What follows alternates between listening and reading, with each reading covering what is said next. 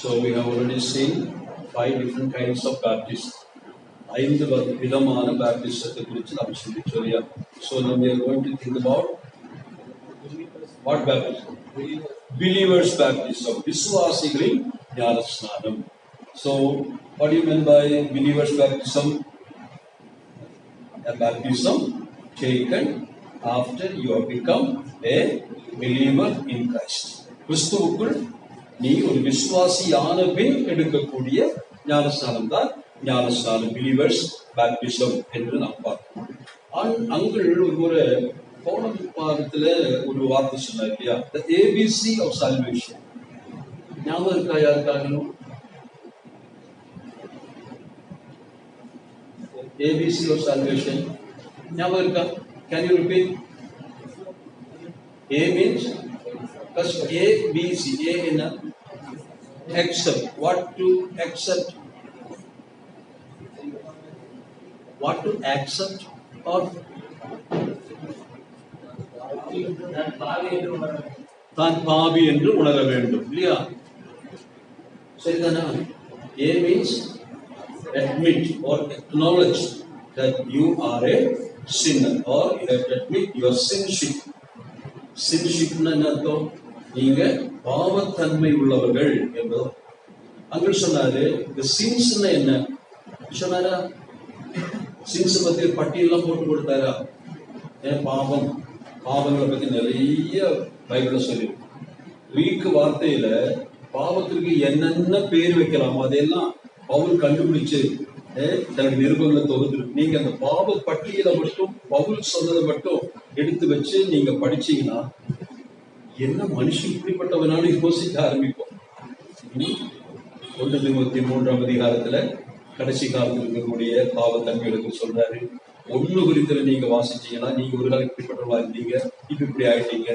அதே போல நான் வாசித்த மற்ற வசனங்கள் எல்லாம் பார்த்தீங்கன்னா அதே போல மாம்சத்தின் கிரியை குறிச்சு கலாத்தியர் 5ஆம் அதிகாரத்துல வாசிக்கிறோம். அங்கெல்லாம் பாவத்தில் நீண்ட பட்டியலை போட்டிருக்கு.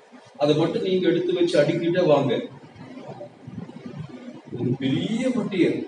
கிரேக்கு மொழியில பாவத்திற்கு என்னென்ன சொற்கள், பாவத்திற்கு சொல்லக்கூடிய சொற்கள் என்னவோ பாவத்திற்குள்ள சொற்கள் அல்ல, பாவ செய்கைகளுக்குள்ள சொற்களை அங்க போட்டிருக்கிறத நம்ம பார்க்கணும். ஆனால் வாட் இஸ் ரியலி சின்? பாவம் என்றால் அங்க சொன்னாரு பாவத்தினுடைய கிரியைகளை குறித்து சொன்னார். The works of sin, பாவத்தினுடைய கிரியைகளை பத்தி தான் சொன்னார். ஆனா பாவம் என்றால் ரியலி என்ன? What is sin? நம்ம பாவம் பாவம் பாவம்னு சொல்லிட்டே போறோம் இல்லையா? பாவமா இருக்குல்ல. பாவம் என்றால் என்ன? Works of sin னு சொன்ன. So what is sin? Tell me that. So who produces works of sin in you? Sin itself is a producer. Sin is the nature.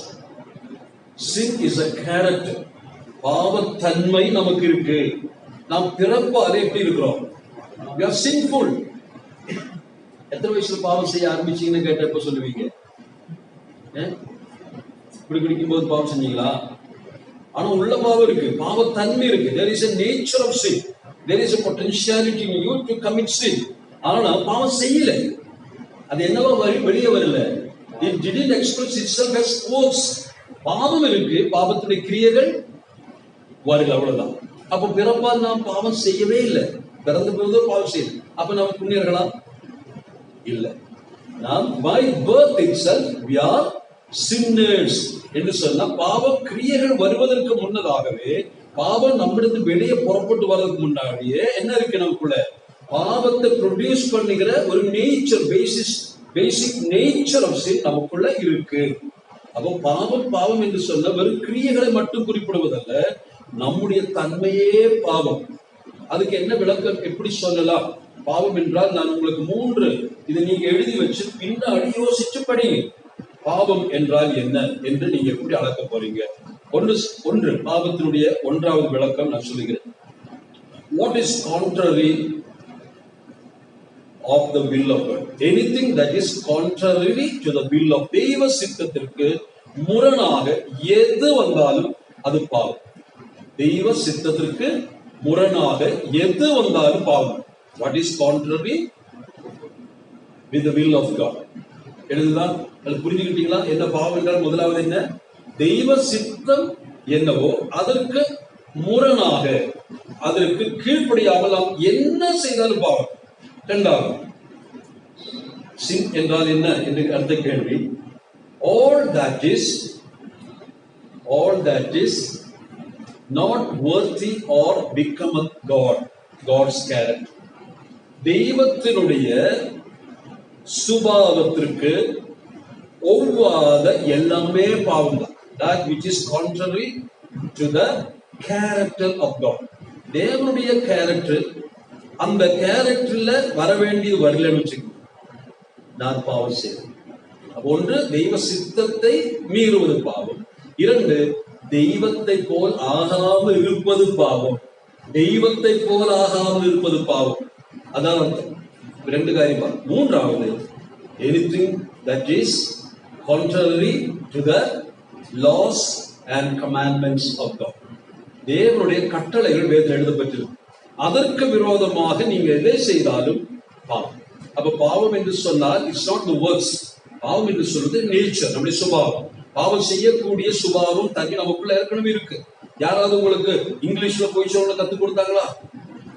நீங்க இங்கிலீஷ்ல போய் சொல்றீங்கல்ல, யாரும் சொல்லி கொடுத்தாங்களா இங்கிலீஷ்ல போய் சொல்றதுக்கு? நம்மள தானா கத்துக்கணும். யாரா கத்துக் கொடுக்கணுமா? வேண்டியது இல்லை. பக்கத்துல இருக்க அந்த பொண்ணு இன்னைக்கு ஃபேன்சி ட்ரெஸ் போட்டு வந்திருக்குது, நாளைக்கு அதே மாதிரி நானும் போட்டு வரணும்னு சொல்றதுக்கு யாரும் சொல்லி கொடுக்கணுமா? எல்லாம் வந்துருதுல உள்ளத்துல வருதுல. இருக்கா இல்லையா? பார்க்கறது ரொம்ப நல்லா இருக்கும், அழகா தான் இருக்கும். ஆனா மனசுக்குள்ள நிறைய பாவ சிந்தனைகள் வருது. அப்போ மூணு காரியம் என்ன சொன்னேன்? ஃபர்ஸ்ட் என்ன சொன்னேன்? anything that is contrary to the will and purpose of God is sin. இரண்டு, anything that is contrary to the nature and character of God. தேவ சுபாவத்துக்கு ஒவ்வாதது எல்லாம் பாவம். மூன்றாவது, anything contrary to the laws and regulations or the commandments of God is sin. சரி, இப்ப அதை நான் படிச்சோம். அதனால தான பாவம் ABC. ஏன்னு சொன்னா, first you have to accept or admit or agree that I am a sinner by birth, not by works alone, but by birth. பிறப்பிலே நான் பாவி. நான் அந்த குழந்தையா இருக்கும்போது செத்தாலும் பாவிதான். புரியுதா? அப்ப பாவம் எனக்குள் இருக்கு. பாவங்களாக கிரியைகள் மூலமாக அது விட. அப்ப பாவத்தை முதல் ஒத்துக்கணும். பி என்று சொன்னால், இந்த பாவத்திற்கு யார் பரிகாரி? இயேசு கிறிஸ்து தான் என்னுடைய பரிகாரி. பரிசுத்த ஆவியார் பாவத்தை உணர்த்துறாரு இல்லையா? பாவி உணர்ந்து இப்போ என்ன சொல்றாரு? எப்படி ரட்சிக்கப்பட முடியும்? Believe that Jesus Christ is the substitutory. Jesus Christ is substitute. அதாவது இயேசு கிறிஸ்து தான் உன் பாவத்தை பரிகரிக்கக்கூடிய பதிலாள், சப்ஸ்டிடியூட். அப்ப யாரை நம்பணும்? இயேசு கிறிஸ்துவை நம்பணும். அதான் அந்த பிலீவ். அந்த பிலீவ் என்ற வார்த்தை வெறும் எப்படி கண்ணப்படி நம்புறதல்ல. அதுக்கு நிறைய பாடங்கள் நாம் படிக்க வேண்டியது. Believing is seeing, believing is obeying, believing is trusting, believing is committing. இதெல்லாம் பைபிள்ல இருக்கு. அப்போ விசுவாசிப்பது என்று சொன்னால் இயேசு கிறிஸ்துவை அப்படியே சொந்தமாக்கி கொள்வது, முழுக்க முழுக்க அவரை ஏற்றுக்கொள்வது. அதான் பிலீவ். அப்ப இயேசு கிறிஸ்து என் பாவத்தை பரிகரிக்க சிலுவையில் மரித்தார், அவர் இரட்சகர் என்பதை முழுமையாக பற்றி கொள்ளுதல், விட்டுறக்கூடாது. அப்படி அதான் விசுவாசம், பற்றி கொள்ளுதல், கிளீவிங் டுகெதர். இதெல்லாம் பிலீஃப் என்ற வார்த்தையுடைய பொருளாகும். மூன்றாவது சி. அங்க சொன்னது என்ன? Confession. What you should confess. அங்க சொன்னது நான் அதுல ஆட் பண்ணுவேன், அதனால சொல்றேன். அங்க என்ன சொன்னாரு? What you should confess. பாவரிக்கை, கன்ஃபெஸ் யுவர் சின் இல்லையா? அது அவசியமானது. அது எப்போ செய்யணும்னா, as and when you accept that you are a sinner, as and when you accept that you are a sinner or you are admitting your sinship, then and there you have to repent and confess your sin.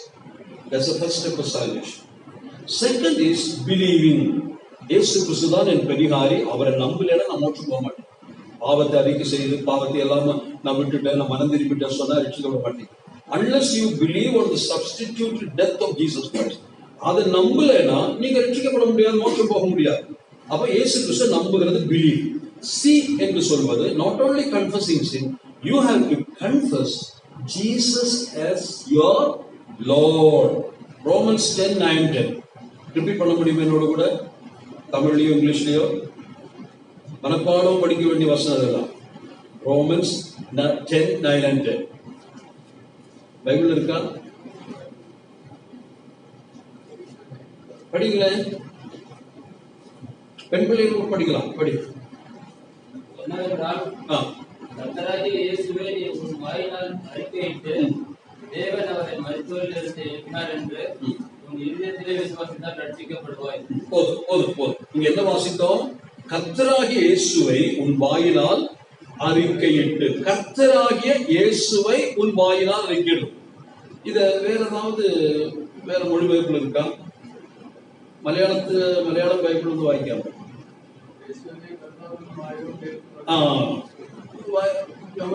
മലയാളത്തിൽ വായിച്ചു. സ്നേഹവാക്യം മതി. യേശുവിനെ കർത്താവ് എന്ന് വാய் കൊണ്ട് ഏറ്റു പറയുക. கர்த்தராகிய இயேசு கிறிஸ்துவை ஏற்று சொல்வது ஓரளவுக்கு சரிதான். ஆனால் என்ன நாம ரட்சிக்க செய்யணும்? என்ன வாசித்தோம்? இரட்சகராகிய இயேசுவை உன்னுடைய கர்த்தர் என்று வாயினால சொல்லணும். You have to declare or profess that Jesus, the one who died on the cross, he is not only my savior, now I accept him as my personal Lord and sovereign master. That you should confess. Not only confessing your sin, that is already taken place. When you being convicted by the Holy Spirit as a sinner, then you have to repent. Then you have to confess your sin before the Lord. Lord, I am a sinner. That is the first confession. இரண்டாவது என்ன நடக்கணும்? இரண்டாவது, பாவியாக எனக்காக சிலுவையில் மரித்த இயேசு கிறிஸ்துவை என் தெய்வமாக என்னுடைய இரட்சகராக நான் விசுவாசிக்கிறேன். மூன்றாவது என்ன செய்யணும்? அந்த இரட்சகரை கர்த்தர் என்று சொல்லி, இந்த கர்த்தர் என்று சொன்னா நமக்கு பழகி போச்சு இல்லையா? கர்த்தர் எல்லாத்துக்கும் கர்த்தர் சொல்லும். என்ன அர்த்தம் சொல்ல முடியுது? இயேசுவை கர்த்தராக அறிக்கை செய்த அர்த்தம் என்ன? இயேசுவை கர்த்தராக அறிக்கை செய்த அர்த்தம், இயேசுவை என்னுடைய வாழ்க்கையினுடைய ஆளுநராக, I hand over my life, everything to the ownership, the headship, the lordship of Jesus. இயேசு கிறிஸ்துவுக்கு என்னை முழுமையாய் ஒப்புக் கொடுப்பது, அதான் முக்கியமான. அப்போ கன்ஃபெஷன் என்ற வார்த்தைக்கு பாவரிக்கை செய்ய வேண்டும். அதே சமயத்துல இயேசுவை கர்த்தர் என்று சொன்னால்தான் ரட்சிப்பு. அநேக ரட்சிக்கப்பட்டது இயேசுவை ஏற்றுக்கிட்டேன், நம்பிட்டேன், ரட்சிக்கப்பட முடியாது. நான் சொல்லும்போது பயப்படாதீங்க. The first two are the steps to the third one. What are the first two? Admitting that you are a sinner. Then second, believe that Jesus Christ is the Savior. Then fourth one, the third one, confessing that Jesus on the cross is my Lord and my Savior, my Master hereafter. அர்த்தம் புரியும். பைபிள்ல அநேக இடத்துல நான் அப்படி பார்த்திருக்கேன். ஏசாமி நான் ஆண்டவரும், ஏசாமி நான் ரட்சகரா ஏத்துக்கிட்டேன். No chance at all. You cannot be saved by simply receiving Jesus as your Savior. You have to receive Jesus Christ as your personal Lord and you have to confess it. என்ன அர்த்தம்? Confuse பண்றதுன்னா பப்ளிக்கா சொல்லணும். பவுலடிகள் Roman 20 எழுதுறாரு. அந்த நாட்களில் எல்லாம் கிறிஸ்தவத்துக்கு விரோதமாக எப்போது என்ன இருக்கு? பெரிய உபத்திரவம். If you simply confess that I am a follower of Jesus, what will happen? என்ன நடக்கும்? You will be tortured. சித்திரவதைக்கு ஆளாக்கப்படுவீங்க. You might be burned even. கொல்லப்பட ரத்த சாட்சியை பறிக்க வேண்டியது இருக்கும் இல்லையா? நீரோ சக்கரவர்த்தி காலகட்டத்தில் நடந்த சம்பவம் தெரியும் இல்லவா? அந்த காலத்துல எல்லாம் போயிட்டு பப்ளிக்ல போயிட்டு நான் இயேசுவை கர்த்தராக ஏற்றுக்கொண்டேன், இரட்சகராக ஏற்றுக்கொண்டா கூட சொல்ல மாட்டாங்க. காரணம், இந்த கர்த்தர் என்ற வார்த்தை அந்த நாட்கள் யாருக்கு பயன்படுத்தப்பட்டது? நீரோ சக்கரவர்த்திக்கு பயன்படுத்தப்பட்டது. எம்பரருக்கு பயன்படுது. லார்ட் என்று சொன்னா அந்த தேசத்தில் ரோமா சாம்ராஜ்யத்தில் லார்ட் என்று சொன்னா நீரோ.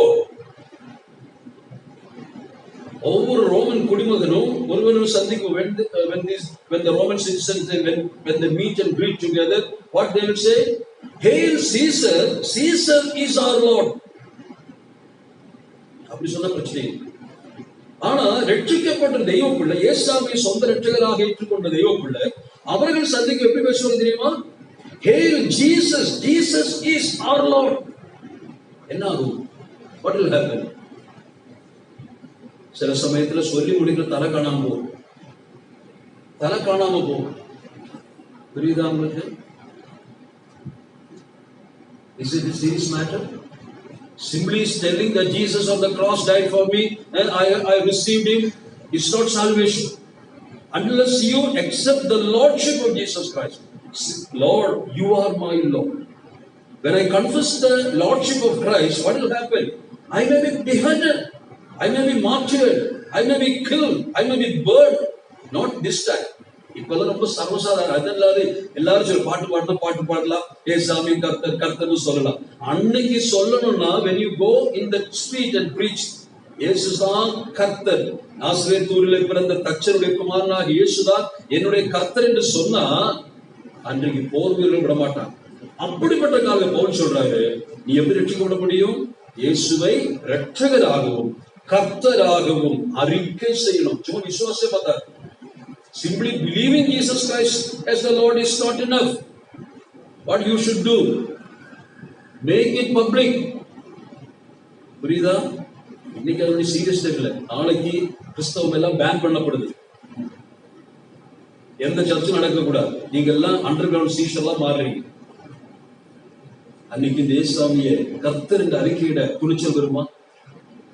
அப்படி வர்றவங்க தான் ரட்சிக்கப்பட்டாங்க.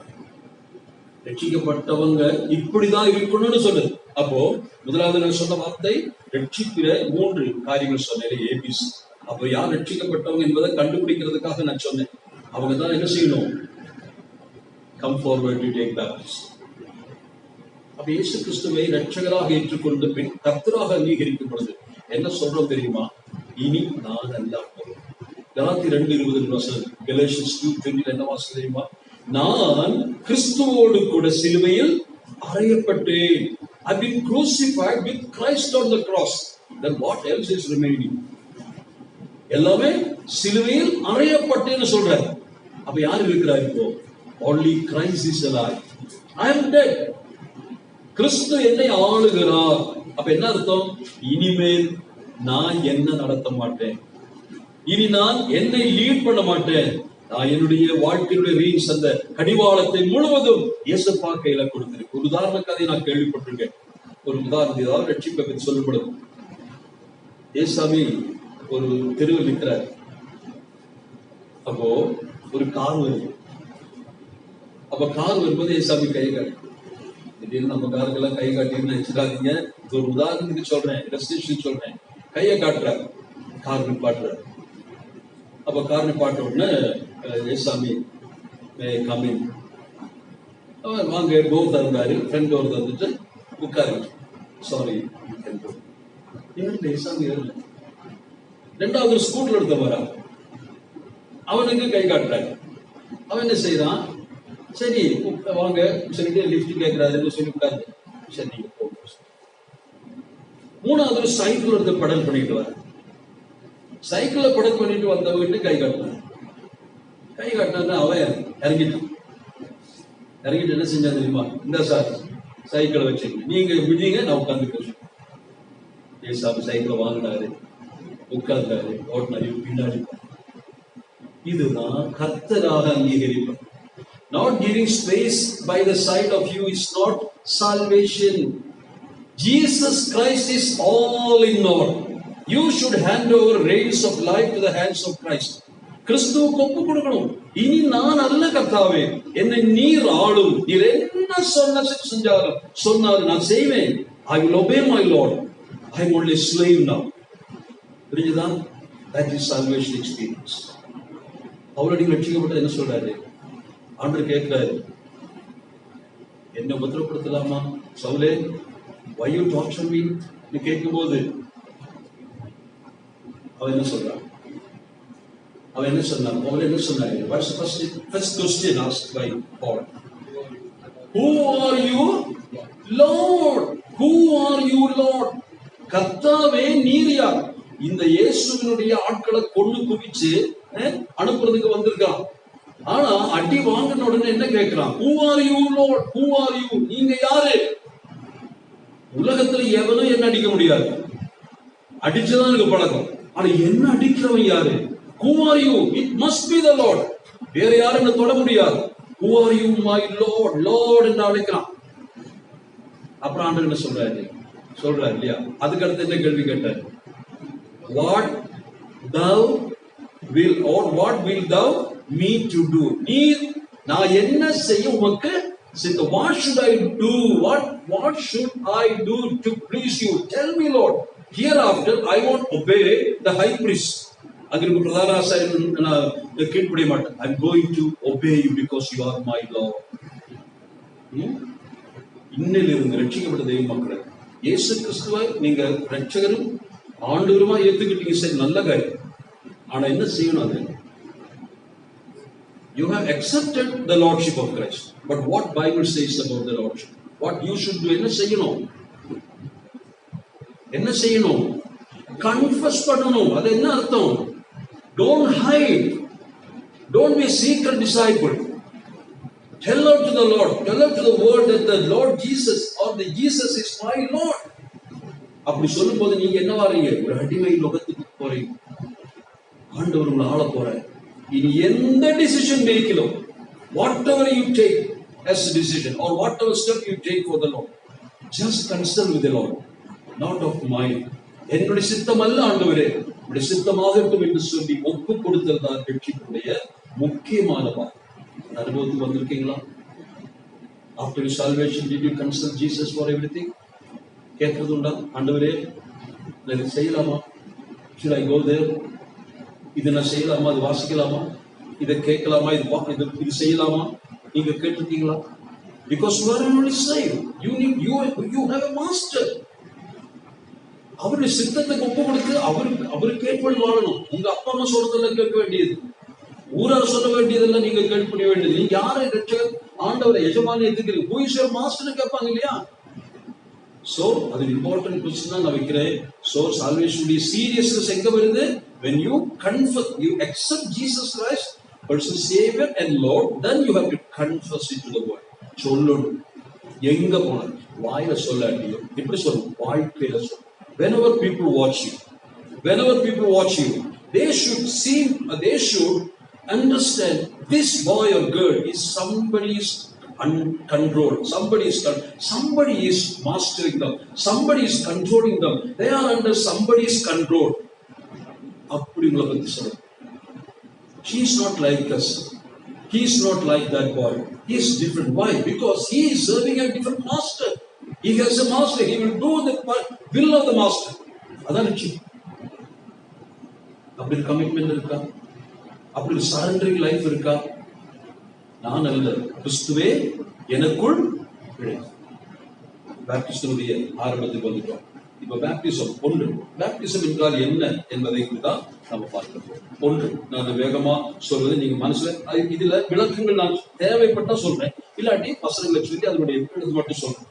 முதலாவதாக நாம் ஞானஸ்நானம் எடுப்பதற்குள்ள காரணம், எதற்காக நீங்க ஞானஸ்நானம் கேட்கிறீங்க? என்ன கேட்பீங்க? Why you want to take the baptism?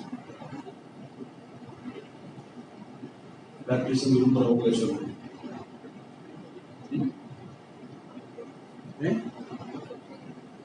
Proclaim, as we have discussed, to confess and proclaim. Yes, அது நல்ல பாயிண்ட். இன்னும் கொஞ்சம்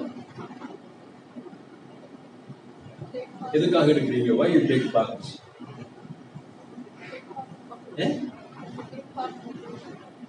Yeah, that's an outcome of the baptism. Outcome what you become later.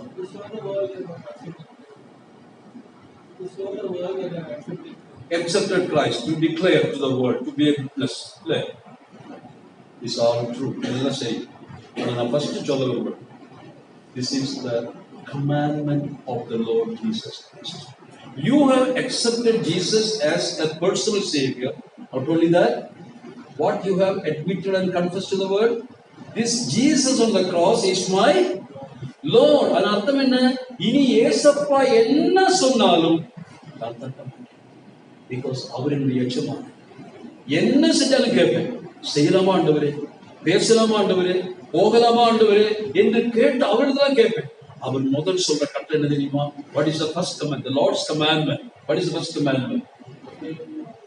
Go and get baptized. Give baptism. ஞானஸ்நானத்தை எடு, ஞானஸ்நானத்தை கொடு. மத்தேயு சுவிசேஷம் 28ஆம் அதிகாரம் கடைசி 2 வசனங்களில் தான் ஆண்டவருடைய கட்டளையை பார்க்கிறோம். ராஜாவினுடைய புஸ்தகத்திலே அந்த கட்டளை ஒரு ராஜ கட்டளை என்று அது great commandment or great commission of the Lord Jesus Christ இல்லையா?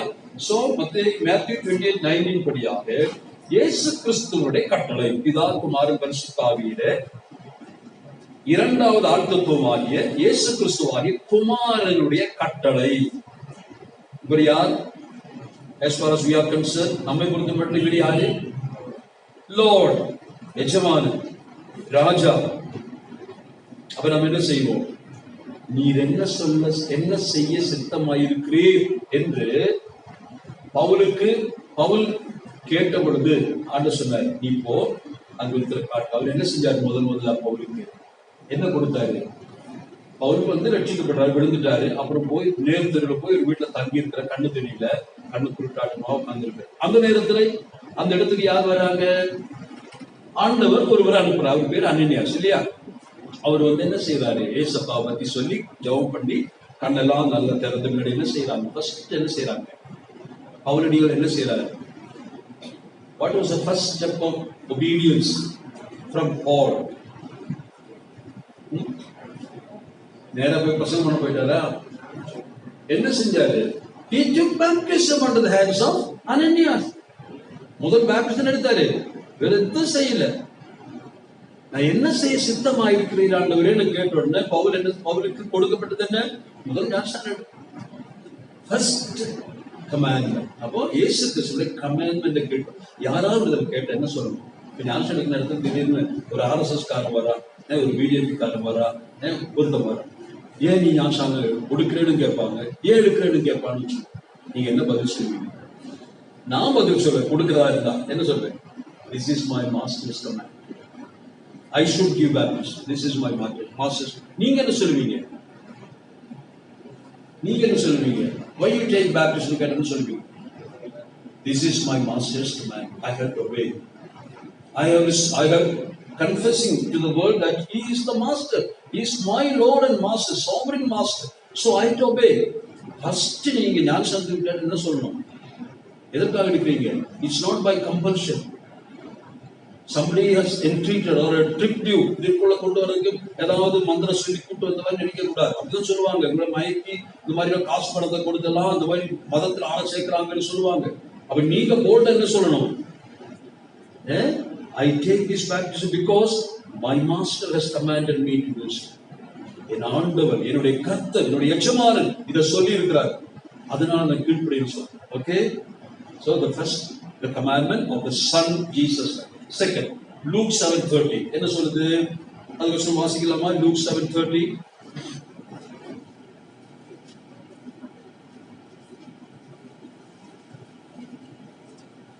Luke 7:30 அடுத்த வாசிங்க. 30. பரிசேயரும் நியாயசாஸ்திரிகளுமே அவனாலே ஞானஸ்நானம் பெறாமல் தங்களுக்கு கேடுண்டாக தேவனுடைய ஆலோசனையை தள்ளிவிட்டார்கள். They have rejected the counsel of God. ஞானஸ்நானம் வேண்டாம்னு சொன்னா நம்ம என்ன செய்யறோம்? ஞானஸ்நானம் எடுக்கலைன்னா என்ன அர்த்தம்? அங்க என்ன சொல்லப்பட்டிருக்கு? If you do not obey commandment of the Lord Jesus Christ, what you are doing? என்ன செய்றீங்க? சொல்லுங்க. அந்த வசனத்துல என்ன சொல்லப்பட்டிருக்கு? 7:30ல what you are doing? You are rejecting the counsel, not the commandment. commandment is given by son. புரியுதா? commandment is given by son. Jesus Christ தான் கொடுத்தார் commandment. ஆனா கவுன்சில் யார் கொடுத்தாரு? தேவன் பிதாவாகிய தேவனுடைய ஆலோசனை. So baptism is a counsel of God. Commandment of Jesus Christ, then is a counsel. இப்போ ஒரு கட்டளையை குமாரன் கொடுத்தார். இப்ப நான் ஒருவேளை யார் சொல்லலாம், தினேஷ் அண்ணா உங்கள்கிட்ட சொல்றாங்க, ஒரு காரியத்தை சொல்றாங்க, அது செய்யப்பா, கொஞ்சம் பரவாயில்ல, செஞ்சா நல்லா இருக்குன்னு செய்யுங்கன்னு கமாண்ட்மெண்டா சொல்றாங்க, கட்டளையா சொல்றாங்க. உங்களுக்கு ஒரு மாதிரியா இருக்குது. அப்போ ஒருவேளை தினேஷ் அப்பா சார்ந்து இருக்கக்கூடிய நான் வரேன், நான் நான் உங்கள்கிட்ட சொல்றேன், செஞ்சா நல்லா இருக்கு, செய்யலாமே. இதுக்கு என்ன பேரு? இது ஆலோசனை இல்லையா? குமாரனாகிய கிறிஸ்து கட்டளையாக கொடுக்கிறார். ஆனா ஆண்டவர் பிதாவாகிய என்ன செய்யறாரு? Come on, obey என்று கவுன்சில் கொடுக்கிறார். It's a good counsel of God. பிதாவாகிய தேவன் கொடுக்கிற கவுன்சில். இப்ப நீங்க ஞாபகம் எடுக்கலன்னா என்ன செய்றீங்க? ரெண்டு காரியத்தை செய்றீங்க. ஒன்னு, you are disobeying the commandments of the Lord and rejecting the counsel of the Father. புரியுதா? ரொம்ப கவனமா இருக்கணும். வேண்டாம்னு சொல்றதை பத்தி சொல்றவங்களுக்கு சொல்லணும். மூன்றாவதாக ஞானஸ்நானத்தை குறித்து என்ன நாம் பார்க்கலாம் பாருங்கள். மத்தேயு 3:15 நாம் வாசிக்கிறோம். அதாவது இயேசு கிறிஸ்துவானவர் யோவான் ஸ்நானத்தில் ஞானஸ்நானத்துக்கு வர்றார். உடனே யோவான் என்ன சொல்றாரு? ஐயோ என்ன இது, என் கண்களுக்கு ஆச்சரியமா இருக்கு, நீங்க என்னிடத்துல ஞானஸ்நானம் பெற வரீங்களா? ஐயோ வேண்டாம், உங்க கையில எனக்கு ஒரு ஞானஸ்நானம் கொடுங்கன்னு சொல்றாரு. ஆனா அந்த அளவுக்கு ஏசாமி பெரியவர். ஆனா யோவான் என்ன சொல்றாரு? எடுக்க சொல்லிட்டு விடல, தயங்குறாரு. உடனே ஆண்டவர் என்ன சொல்றாரு? What the reply from Jesus Christ? என்ன சொன்னாரு? 3:15 இங்கிலீஷ்ல வாசிங்க. கொஞ்சம் இப்பொழுது இடம் கூட இங்கிலீஷ்ல எப்படி வாசிக்கலாம்? Matthew 3:15.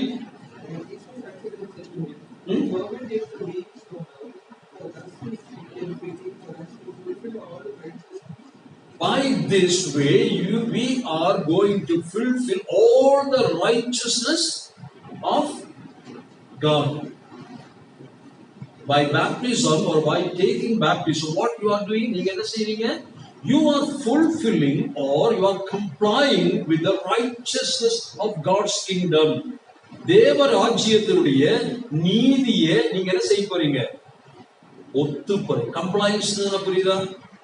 இந்த ஃபிளைட்ல போகும்போது நான் கேள்விப்பட்டிருக்கேன், கடைசியில் thank you for compliance to the rules and regulations சொல்லுவாங்க. அதாவது நீங்க நாங்க சொன்ன கட்டளைகள் எல்லாம் சரியாக மெயினை கீழ்படிங்க, கரெக்டா உட்கார்ந்து வந்தீங்க, பெல்ட்டை போட்டீங்க, இதெல்லாம் அதுக்கு நன்றி சொல்லும் பொழுது யூ ஹேவ் அபாய்டட், அதாவது கட்டளைக்கு கீழ்ப்படிவது. இந்த இடத்துல ஆண்டவர் சொல்லும் பொழுது தேவ ராஜ்யத்தை பிரசங்கிக்கிறார் இல்லையா? என்ன பிரசங்கம்? முதல் பிரசங்கம், கால சமீபமாயிற்று, தேவனுடைய ராஜ்யம் வந்திருக்கிறது, மனம் திரும்பி சுவிசேஷத்தை விசுவாசிகள் என்று சொல்லி பிரசங்கம் பண்றார். இந்த பிரசங்கம் பண்ண 2 பேர் தான், அது யோவானும் இயேசு கிறிஸ்து. இப்ப இவங்க என்ன சொல்றாங்க? இப்ப நீ என்ன செய்யணும்? தேவராஜ்யத்தை பிரசங்கித்தோமே, தேவராஜ்யத்தினுடைய சட்டங்களுக்கு நாம கீழ்ப்படியணும். தேவராஜ்யத்தினுடைய சட்டம் என்ன? ஞானஸ்நானத்தின் மூலமாக இந்த தேவராஜ்ய அங்கங்களாகும். அப்ப இது ஒரு சடங்கல்ல, தேவ நீதியை நிறைவேற்றுவது. So we have to comply with the rules and regulations of God's kingdom. தேவராஜ்யத்தின் நீதியை நிறைவேற்ற சொன்னால் நீதியான சட்ட திட்டங்களை கீழ்ப்படிதல். அப்போ தேவனுடைய ராஜ்யத்தின் பிரஜைகளாக நாம் மாறுவதற்கு இது வாய்ப்பா இருக்கு இல்லையா? நான்காவது இந்த ஞானஸ்நானம் இதை குறிக்கிறது. 1 பேதுரு 3:21. இப்ப 3 காரியம் பார்த்தோம். ஒன்று, commandment of the Lord Jesus Christ, the Son, and the counsel of Father, and third, the compliance of the righteousness of God's kingdom. 3 நாம் என்ன பார்க்க போகிறோம்? படிப்போம். 1 Peter 3:21. You can both read in Tamil or English, any language please.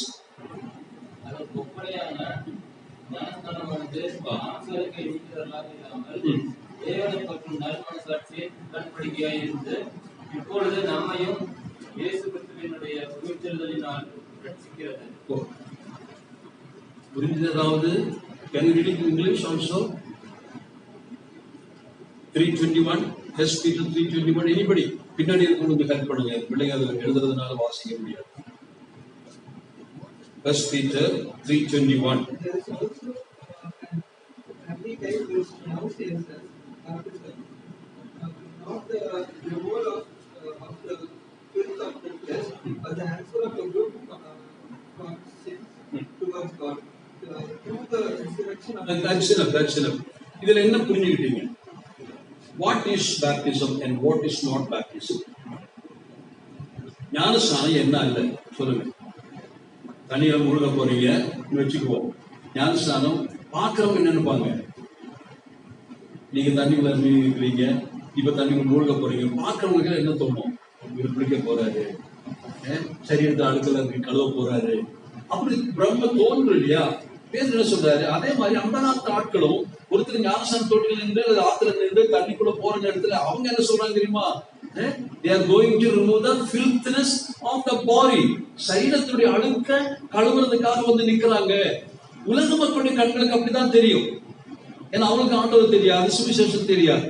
ஆனா ரட்சிக்கப்பட்டு ஞானஸ்நானம் எடுக்க வரவங்களுக்கு அது என்னவா இருக்கு? அதான் சொல்றாரு. ஞானஸ்நானத்தின் மூலமாக சரீர அழுக்கை கழுவுவது அது பழைய ஏற்பாட்டு காலத்துல. புதிய ஏற்பாட்டுல ஞானஸ்நானம் என்பது சரீரத்தை அழுக்க போக்குறதுக்கு அல்ல. எதற்காக அங்க வாசிக்கிறோம்? It's the answer of the என்ன வாசிக்கிறோம் இன்னைக்கு? Answer of good conscience toward God. தேவனுக்கு நேரான நல் மனசாட்சியினுடைய பதில் கொடுத்தல். இந்த ஆன்சர்னு கேட்க ஆன்சர்னா என்ன அர்த்தம்? ஆன்சர் அப்ப சொல்லுவீங்க question கேட்டதா சொல்லணும் என்ன இல்லையா? So there was a question, then you are answering with your conscience. What was the question then? என்ன வார்த்தைக்கு அந்த கேள்வி? இப்ப ஞானஸ்நான தொட்டில் நிக்கிறீங்க, எல்லாரும் பார்த்து சொல்றாங்க அழுக்க கழுவுறதுக்கு நிக்கிறாங்கன்னு. தப்பு அப்படின்னா உண்மையாகவே குளிக்க போற மாதிரி தான் அது இருக்கணும். கட்டி கலந்து இருந்து நல்ல தண்ணி குளிக்கிற மாதிரி இருக்க வச்சுக்க. அழுக்கு போக்குறதுக்காக வந்தாங்கன்னு மத்தவங்க நினைக்கும் பொழுது அங்க என்ன நடக்குது தெரியுமா? என்ன நடக்குது தெரியுமா? God has asked you, God, when you are in the waters of baptism, in the tank, என்ன கேட்கிறாரு? Really, are you really making a covenant from your heart? Are you making a covenant with me from the depth of your conscience, good conscience? உங்களுடைய நல் மனசாட்சியின் அடிப்படையில நீங்க இப்ப என்னோடு கூட ஒரு ஒப்பந்தம் பண்ண போறீங்களோ? Are you going to make a covenant? That's a covenant. அந்த வார்த்தை உடன்படி செய்வது என்றார். அப்போ சரீர அழுக்கை கழுவுவதற்காக பத்தி தண்ணி நிக்கல. நீங்க அங்க என்ன செய்ய போறீங்கன்னு கேட்டா ஆண்டவருக்கு பதில் சொல்ல போறீங்க. Lord, yes, I am going to make a lifelong covenant with you from my pure conscience. It's from my என்னுடைய நல் மனசாட்சியில இது பொய்யல்ல. I am faithful to that commitment. I am faithful to that oath I take. I am faithful to that pledge I take. அப்படித்தானே கேட்போம். கேட்கும் பொழுது பதில் சொல்வீங்க இல்லையா? அப்ப இந்த அர்த்தம் என்ன? ஆண்டவர் கேட்கிறாரு, என்ன கேட்கிறாரு?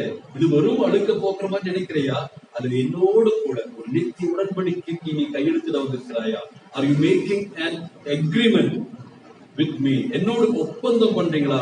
Covenant making. அதான் ஞானஸ்நானம். So through baptism you are making a lifelong covenant with the Lord. Are you faithful? Will you be faithful until the end? அதான் கேள்வி. அன்றைக்கு அந்த ஞானஸ்நான தொட்டிலிருந்து ஆண்டவர்கிட்ட, ஆமா ஆண்டவரே, உள்ளத்தில் மனசாட்சி நின்று நான் உம்மோடு கூட ஒப்பந்தம் பண்ணேன். நான் ஒருபோதும் இதில் நின்று விலக மாட்டேன். நிச்சயமாய் நான் உம்முடைய சொந்தம், நானும் நீரும். இந்த ஒப்பந்தம் கல்யாண வீட்டுல பெண் ஆண் அவர்கள் திருமணத்தில் இணைந்து ஒப்பந்தம் பண்றாங்க இல்லையா? ஒரு ஒத்து எடுப்பாங்க இல்லையா? அவங்க வவுஸ் எடுப்பாங்க. என்ன சொல்லுவாங்க? ரெண்டு பேரும் வாக்கு அங்கேயும் கொடுப்பாங்க. அப்புறம் அதன்படி வாழ்வோம் என்று அவங்க கமிட் பண்ணுவது போல ஞானஸ்நானத்துல நீங்க நிற்கும் போது ஆண்டவரது உண்மை மனசாட்சியில் சொல்றீங்க, I will be faithful till the end. I will fulfill the what is called all the conditions of this covenant. இந்த covenant இருக்கக்கூடிய எல்லா கண்டிஷன் நிறைவேறணும் சொல்றதுதான் ஞானஸ்நானம். So be serious. It's not something joke. போயிட்டு அப்படியே தண்ணிக்குள்ள போயிட்டு வெளியே வந்துடலாம் அப்படி நினைச்சு போகாதீங்க. தேவன் உங்களுக்கும் அவருக்கு சாட்சியா இருக்கிறார். தேவன் சாட்சியா, தேவனை சாட்சி வச்சுதான் கவர்னன்ட் மேக்கிங் பண்றோம். கவர்னன்ட் பிரீச் பண்றவங்களுக்கு என்ன பேர் தெரியுமா? மல்கியான வாசிகள் இல்லையா? துரோகிகள், treacherous people, துரோகி. ஞானஸ்நானத்தில் இருந்துட்டு ஆண்டவரிடத்துல வாக்கு ஒப்பந்தம் பண்ணிட்டு கவர்னன் மேக் பண்ணிட்டு நீங்க அந்த கவர்னன்ட் புறக்கணிச்சீங்கன்னா you breach that contract and covenant, you are a treacher. துரோகின்னு தான் சொல்ல முடியும். சரியா? அதனால beware that we are entering into serious matter. That this is not a விளையாட்டா வந்துடாதீங்க. ஆனா நான் உங்களை பயமுறுத்தி பின்வாங்கி போக சொல்லல. தெரிஞ்சுக்கணும், இது சத்தியம், இது அறிஞ்சுக்கணும். அதனால சொல்லுகிறேன், வார்த்தையோடு நான் சொல்றதுனாலதான். இன்னைக்கு அநேக இடங்களில் நான் எடுத்தாச்சு, அப்பம் பிடிச்சாச்சு, கடைசியில பார்த்து ஆளை காணும். என்ன காரணம்? ஒன்று, ரியல் சால்வேஷன் எக்ஸ்பீரியன்ஸ் இருக்கு. பாவத்தை வெறுக்கிறதுல, பாவத்தினால விடுதலுக்காக அவங்க வரல. ஏதோ கிறிஸ்தவக்குள்ள பிறந்துட்டேன், அதனால சபைக்கு போறேன், நான் எடுத்து அப்பம் விட்டு அப்படியே கிறிஸ்தவனா வாழணும். அப்படியா? Don't deceive us. ஏமாத்திராதீங்க. அடுத்து நம்ம எத்தனை பார்த்தோம்? 4 பார்த்தோம். அடுத்து 5. 5ஆவதாக ஏற்கனவே நிக்கில் சொன்னது போல நாம் வாசிக்கலாம். வசனம் Acts 1:8 படிப்போம். 1 Acts 1:8.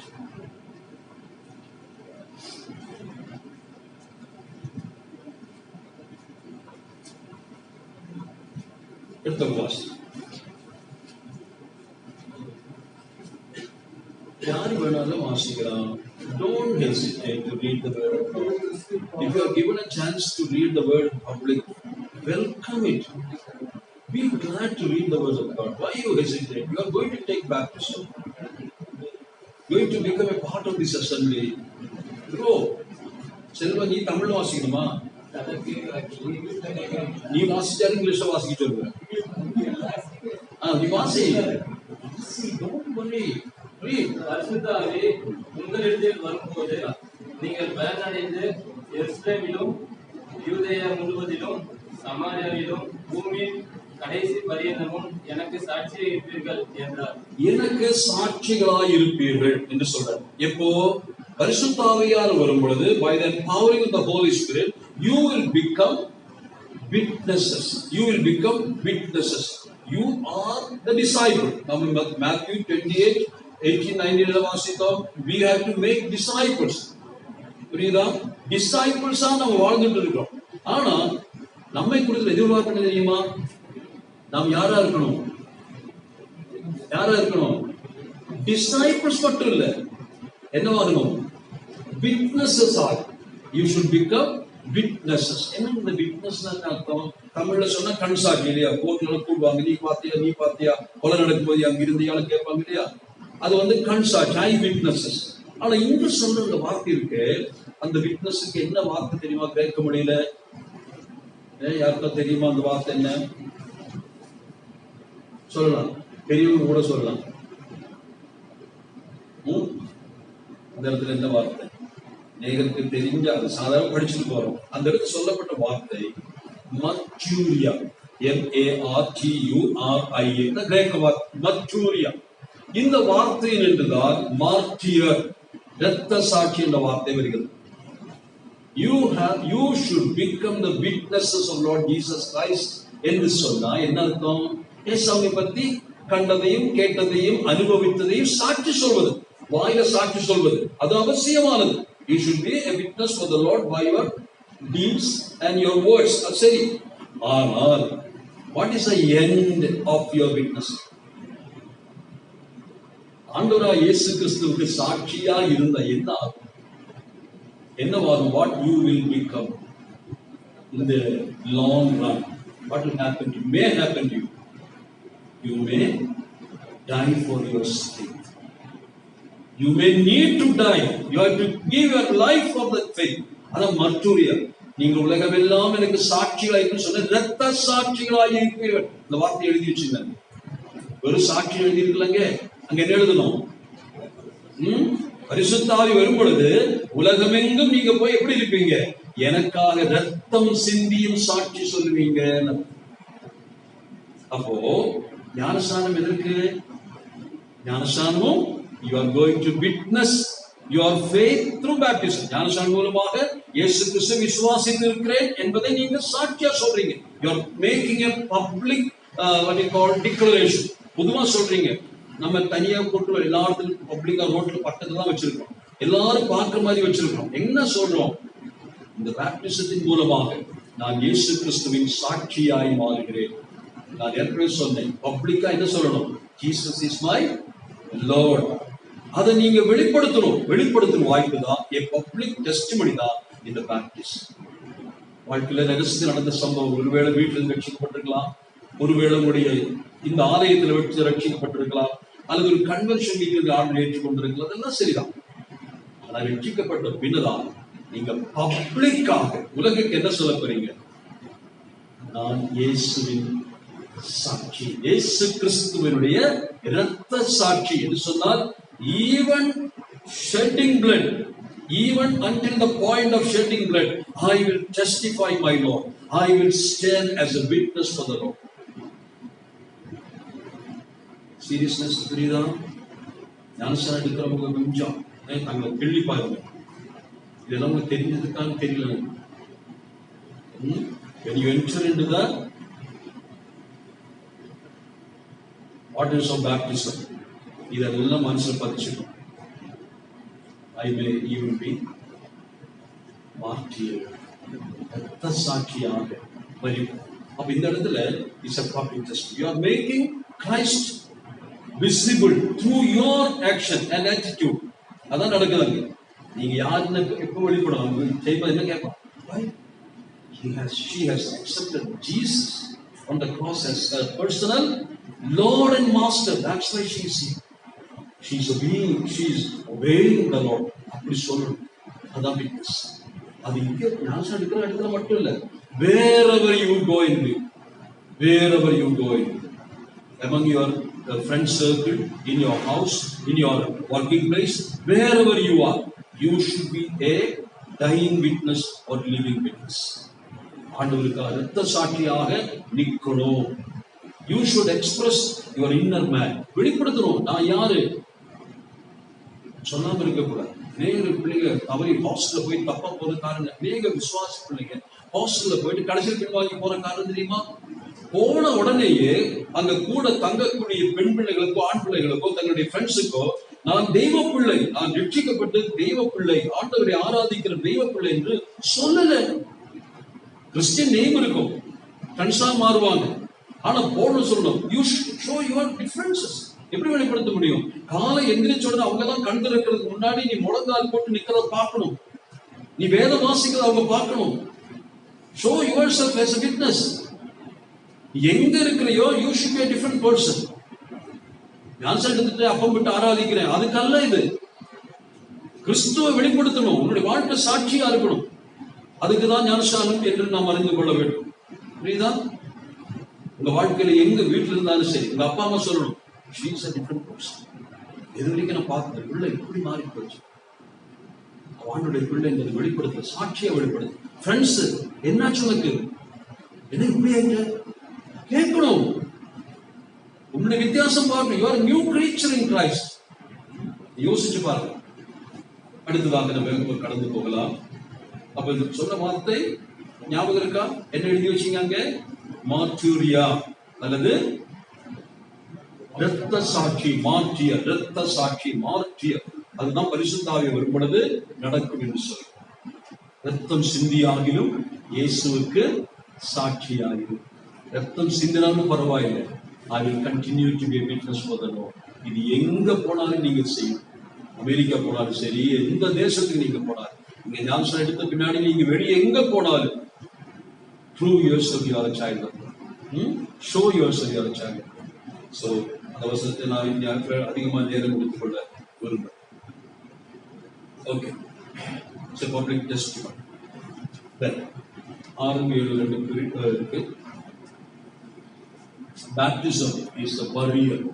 அப்படி எழுதுறது. Baptism is a burial ceremony. Buried in Christ என்று சொல்வார். கொலோசியர் அறிவிக்கவும் ரோமர் 6:6 இரண்டாம் வசனத்தை படிங்க. ரோமர் 6:2, ரோமர் 6.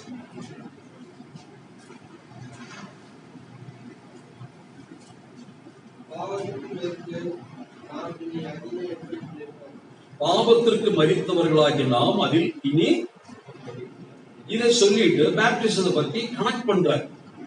பாவத்திற்கு மரித்தவர்களாகினால் இனி பாவத்தில் நிலைத்திருக்கலாமா? Can we continue or can we stay or abide in sin anymore? அந்த கேள்வியை கேட்கிறார். இல்ல, கூடாதுன்னு சொல்றார். ஏன்? அதற்கு உதாரணம் ஞானஸ்நானம். ஞானஸ்நானத்தை எடுத்தவங்க தான் ரோமன் விசுவாசிகள். அவங்களுக்கு எடுத்துக்கொண்ட ஞானஸ்நானத்தினுடைய அர்த்தம் சொல்லிக் கொடுக்கிறார். எதற்கு அந்த ஞானஸ்நானத்தை கோட் பண்றாருங்கன்னு கேட்டா, ஞானஸ்நானம் எடுத்தவர்கள் வாழ்க்கையில இனிமேல் பாவத்திற்கு அடிமைகள் அல்ல என்பதை காட்டுவதற்கு. ஞானஸ்நானம் எடுத்தவங்க பாவத்திற்கு அடிமைகள் அல்ல. ஞானஸ்நானம் எடுக்கிறதுக்கு முன்னாடியே ரட்சிக்கப்பட்டவங்க எல்லாம் அப்படிதான் இருக்கணும். ஆனால் ஞானஸ்நானம் இஸ் a symbol, ஒரு அடையாளமாக சொல்லுகிறேன். அப்ப ஞானஸ்நானத்தின் மூலமாக நம்முடைய வாழ்க்கையில நாம் என்ன செய்தி காட்டுகிறோம்? ஞானஸ்நானத்துக்கு போக என்ன செய்வீங்க? நான் சொன்னது போல வந்து நின்று இறங்கி தண்ணிக்குள்ள வருவீங்க. அதுக்கப்புறம் என்ன செய்வீங்க? You will be buried or you will bury yourself underneath the water of sepulchre. அந்த கல்லறைக்குள்ளாக, தண்ணீரின் கல்லறைக்குள்ளாக நீங்கள் உங்களையே ஒப்பு கொடுக்கிறீர்கள். எப்போ ஒப்பு கொடுக்க முடியும்? Who will be buried? Usually whom we will bury. யாரை எல்லாம் நம்ம அடக்கம் பண்ணுவோம்? Dead people. இல்ல, half dead ஆனா அடக்கம் பண்ணலாமா? வயசானது 90 வயசு ஆச்சு. அப்போ சாகுறது செத்துருவாரி சொல்லிட்டு ஆக்சிடென்ட்ல போட்டாங்க. பிள்ளைங்கெல்லாம் அமெரிக்காவில், லண்டன்ல, அங்கெல்லாம் இந்த ஆளு செத்து அப்ப செத்து போயின்னு சொல்லிட்டு எல்லாம் ஒரு நாள் லீவ் எடுத்துட்டு வந்துட்டாங்க. எதுக்கு வந்திருக்கிறாங்க? அடக்கம் பண்ண வந்திருக்கிறாங்க. அடக்கம் பண்ண வந்தவங்க பார்த்தா ஐசியில் இருக்கு. இது எடுத்துக்கிட்டே கிடக்கு. இன்னைக்கு சாகு, நாளைக்கு சாகு. இவங்களுக்கு லீவ் முடிஞ்ச போகணும், விசா முடிய போகுது, டிக்கெட் வாங்கியாச்சு. மூத்த மகன் சொன்னாரு, அப்பா சாகுறாரே இல்லையோ, நாளைக்கு பரியும் நடக்கும். அப்படி சொல்லியிருக்க மாட்டாங்க, நான் சொல்றேன். என்னாச்சுன்னா ஆல்மோஸ்ட் டெட். அப்ப தொட்டு பார்த்தா மட்டும் மூச்சு இருக்குது. தொட்டு பார்த்தா ஐசியூல. டாக்டர்ஸ் என்ன சொல்லுவாங்க? இருக்கு, என்ன செய்யணும் நீங்க இப்ப வேணா? You can take him to Barigonda.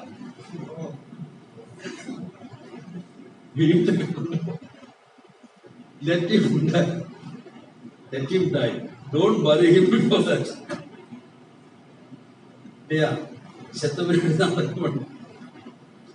கொஞ்சம் பரவாயில்ல, தண்ணி மண்ணுக்குள்ள போட்டு அது முடிஞ்சு போயிடும். ஞானஸ்நானம் எடுப்பது உங்களை கொல்றதுக்கு இல்லை. It's not to kill you, not to kill yourself, because you're already dead. That's why we are burying you. என்ன புரியுதா? நீங்க ஆல்ரெடி செத்தவங்களா இருக்கணும். பாதி உசிறு இருக்குது இல்ல, பாதி இல்ல, ஒரு அரைவாசி உசிறு கண்ணு. அப்ப கூட நீங்க என்ன செய்ய முடியாது? அடக்கம் பண்ண முடியாது. Baptism is equivalent to burial service. அப்ப நான் என்ன சொன்னேன்? முதல் சொன்னது என்ன? பாவத்திற்கு மரித்த நாம் இனி பாவத்திற்கு பிழைக்கலாமா? Those who dead unto sin, can they stay back or continue in sin? அதான் கேட்கிறேன். Should not, God forbid, செய்யக்கூடாது. ஏன்? நீங்க ஞானஸ்நானம் எடுத்தீங்களா இல்லையா? ஞானஸ்நானம் என்ன சொன்னீங்க? அது கேட்கிறாரு. இப்போ ஞானஸ்நானத்துக்கு வரும்போது என்ன சொன்னீங்க? வரும்போது சொன்னீங்க we are crucified with Christ. அப்ப நீங்க இந்த அறிவுல வந்தீங்க. மரிச்சா நீங்க crucified பண்ணதுனால செத்து போயிட்டீங்க, நீங்க இறந்துட்டீங்க. அதனால அப்ப அடுத்து என்ன நடக்குது? அந்த தண்ணிக்குள்ள மறியல் நடக்குது. அடுத்த நிமிஷம் நடக்குது. அங்கே நான் உங்களை தூக்கி விடாட்டியும் இல்லைனாலும் நீங்களா பார்த்து வெளியே வந்துருவீங்க. வருவீங்களா இல்லையா? அண்மையில பூனை நடந்தது தெரியுமில்லவா? மூச்சு தண்ணி அந்த பையன் அப்படியே வந்தாங்க. எலக்ட்ரிக் கம்பி அந்த மைக்க பிடிச்சா உயிரோட நினைக்கிறது இல்லையா? அப்படி ஒரு ஃபால்ஸ் நியூஸ் எல்லாம் அனுப்பினாங்க. நான் சொல்ல வந்தது, நீங்க வந்துருவீங்க, எப்படியும் வந்துருவீங்க. நான் தான் பிடிச்சி வைக்கணும் அப்படின்னா. சோ நான் என்ன சொல்ல வந்தேன்னா, ஞானஸ்நானம் அடக்க ஆராதனைக்கு யார் அடக்கம் பண்ணணும்? மரித்தவங்க. அப்ப எதற்கெல்லாம் மரித்தவங்க?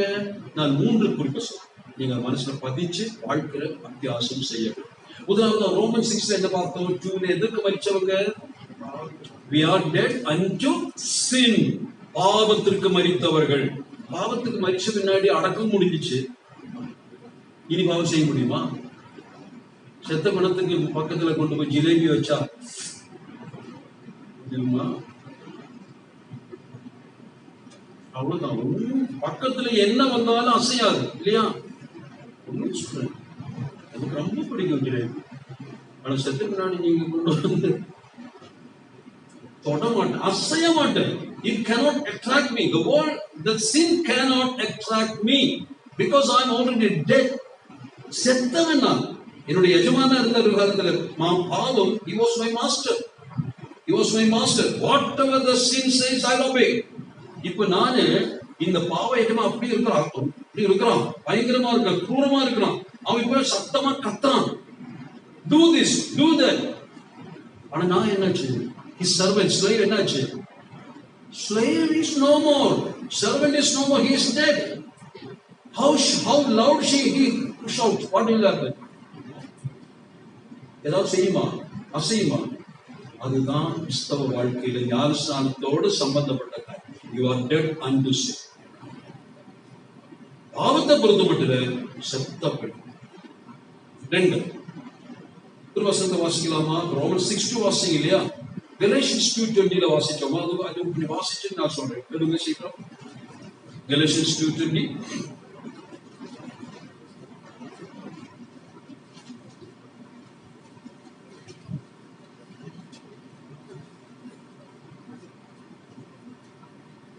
வாசிங்க, யாராவது வாசிங்க.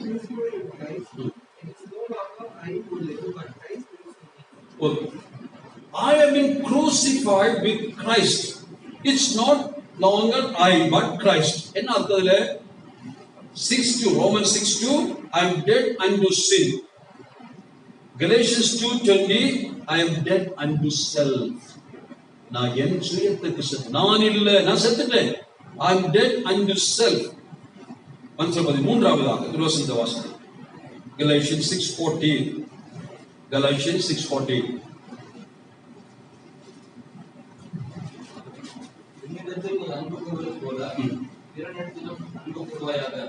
என்கிற இந்த ஒரே வார்த்தையிலே நியாயப்பிரமாணம் முழுவதும் நிறைவேறும். 6:14 நாம் நம்முடைய கர்த்தராகிய இயேசு கிறிஸ்துவின் சிலுவை குறித்து, அது எந்த வசனம்? 6:14. 6:14 படிங்க. நாம் நம்முடைய கர்த்தராகிய இயேசு கிறிஸ்துவின் சிலுவையை குறித்தே அல்லாமல் வேறொன்றையும் குறித்து மேன்மை பாராட்டாதிருப்பேன். அவரால் உலகம் எனக்கு எனக்கும் சிலுவையில் அறையுண்டிருக்கிறது.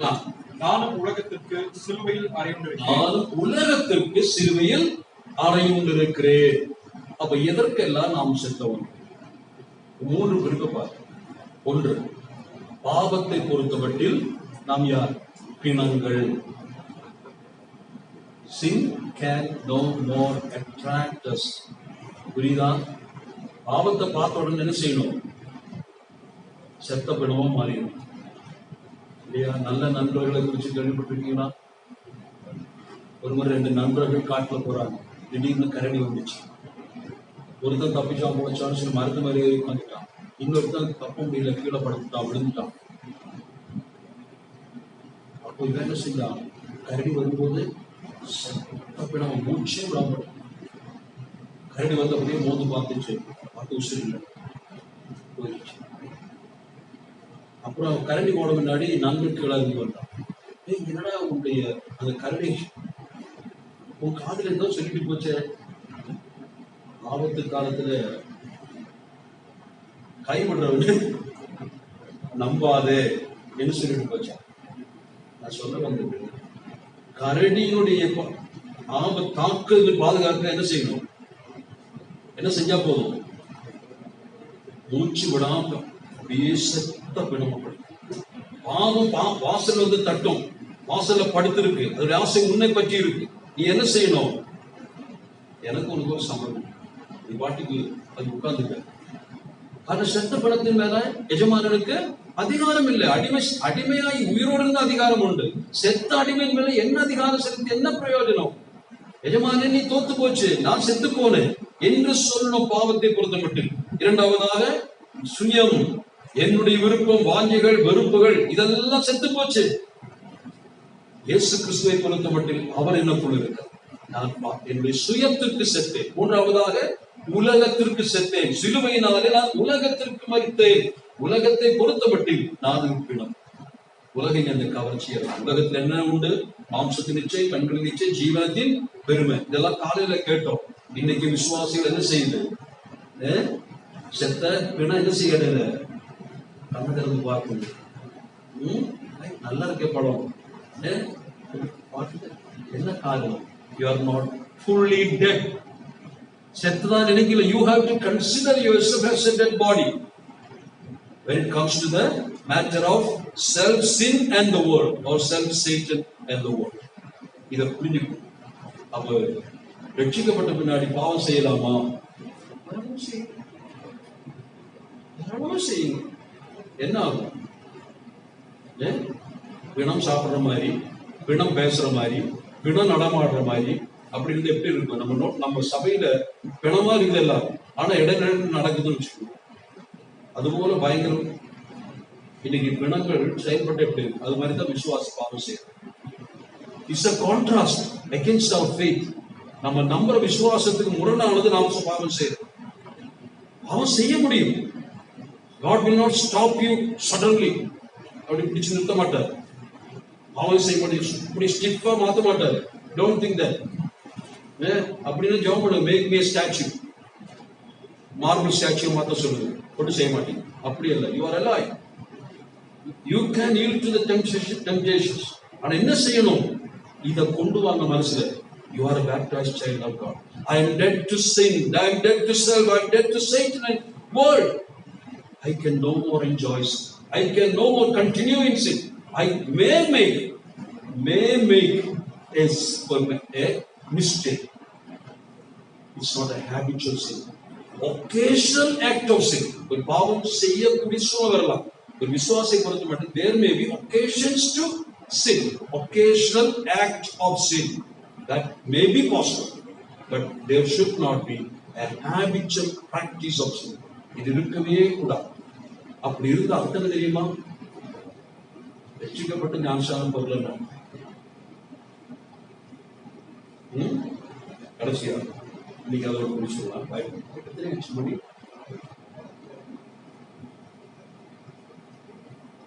ரொம்ப கஷ்டமா இருக்கா?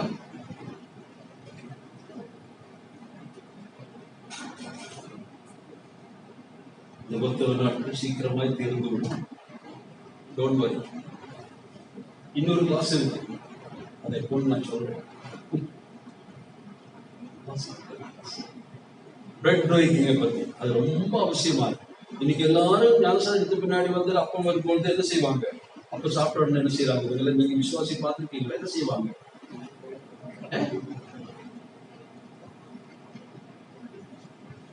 பார்த்துருக்கீங்களா? எதுக்கு அப்படி உட்கார்ந்துருக்காங்க? என்ன செய்யறாங்க உட்கார்ந்துட்டு?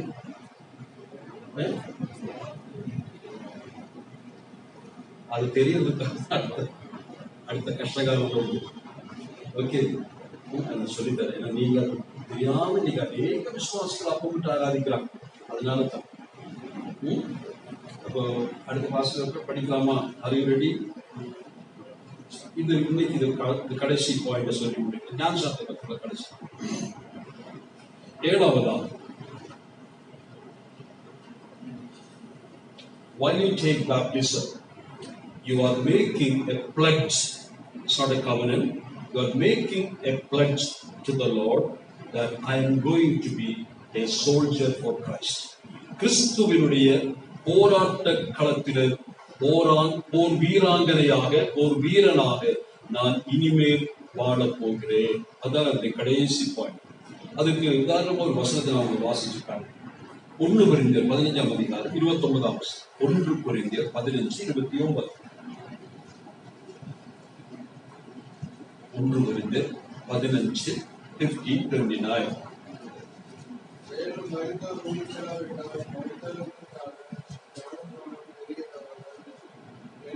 அவர்கள் மரித்தவர்களுக்காக ஏன் ஞானஸ்நானம் பெறுகிறார்கள்? ஏன் ஞானஸ்நானம் பெறுறாங்க? அந்த பாகம் படிச்சிருக்கீங்களா நீங்க? மரித்தோர்களுக்காக ஞானஸ்நானம் பெறுகிறதுனால என்ன நன்மைன்னு கேட்கிறார். இந்த வசனம் குழப்படியான வசனம். ஆனா நீங்க உங்களை குழப்பறதுக்காக சொல்லல, ஒரு விஷயத்தை அதுக்கு கற்றுக்கொள்றதுக்காக. இதை பத்தி பல விளக்கங்கள் இருக்கும். அதாவது மரித்தோர்களுக்கான ஞானஸ்நானம்னா என்ன என்று கேட்டால், ஒருவர், அதாவது பல விளக்கங்கள், சில விளக்கங்களை சொல்றேன், சரி எதுக்கு பின்னாடி சொல்றேன். முதல் விளக்கம் என்னன்னு கேட்டீங்கன்னா, இப்ப நீங்க ஞானம் எடுத்து நீங்க ரட்சிக்கப்பட்டீங்க, சாட்சியை சொல்லிட்டீங்க. ஆகஸ்ட் மாதம் 12ஆம் தேதி அல்லது 10ஆம் தேதி ஞானஸ்நானம்னு இங்க சொல்லியாச்சு. ஆனா அதுக்கு முன்னாடி ஒருவேளை நீங்கள் சரீரத்தினின்று பிரிந்தால் உங்களுடைய ஆவல் என்ன, ஆசை என்ன? ஞானஸ்நானம் சாட்சியாகும். அப்ப அந்த காலங்களில இப்படி ஞானஸ்நானம் எடுப்பதற்கு ரட்சிக்கப்பட்டதும் அவர்கள் இரத்த சாட்சிகளாகவோ அல்லது வேறு ரீதியிலோ அவர்கள் கொல்லப்பட்டிருந்தால், அது மரித்து போயிருந்தால், அவர்களுடைய ஆசையை நிறைவேற்றுவதற்காக ஒருவேளை காட் ஃபாதரோ காட் மதரோ அல்லது வேறு யாராகிலும் அந்த மகளுடைய ஆசை நிறைவேற்ற அவனுக்கு பதிலாக ஞானஸ்நானம் எடுப்பார்கள் என்று சிலர் நம்புகிறார்கள். அப்படிப்பட்ட பழக்கம் என்பதாக நம்பப்படுகிறது. அதே போல ஒருவர் மரித்து போனார், மரிச்சு போயிட்டார், அவரு ரட்சிக்கப்படல, மரிச்சு போயிட்டார். அவரை மோட்சத்துக்கு கொண்டு போறதுக்கு என்ன செய்யலாம்? அவருக்கு பதிலாக இன்னொருத்தர் அவருடைய ஸ்தானத்துல ஞானஸ்நானம் எடுப்பது. அப்ப செத்து போனார் என்ன செய்வாரு? மோட்சத்துக்கு போயிடுவார். அப்போ மரித்தவர்களுடைய ஸ்தானத்துல மரித்தவர்கள் ஸ்தானம் இல்லை, மரித்தவர்களுக்காக ஞானஸ்நானம் எடுப்பது என்று சொல்ல பொருள் இந்த ரெண்டு விதமாக சொல்லப்படுகிறது. அரசனுடைய கருத்தை சொல்லும். ஆனா என்னை பொறுத்த மட்டும் அந்த பகுதியில் அப்படி அல்ல என்னமோ. காரணம், 1ஆம் நூற்றாண்டுல ஞானஸ்நானத்திற்காக ஆயிரங்கள் அப்படியே வர்றாங்க இல்லையா? ஒரு நாள் எத்தனை பேர் ஞானஸ்நானம் பெற்றாங்க? 3000 பேர் ஞானஸ்நானம் பெற்றாங்க ஒரு நாள்ல. எவ்வளவு டைம் எடுத்திருக்கு ஒரு ஆளுக்கு? யோசிச்சு பாத்தீங்களா? ஒரு 10 பேர் ஞானஸ்நானம் கொடுக்கறதுக்கு 1 மணி நேரம் ஆகுது. எப்படி கொடுத்திருப்பாங்க?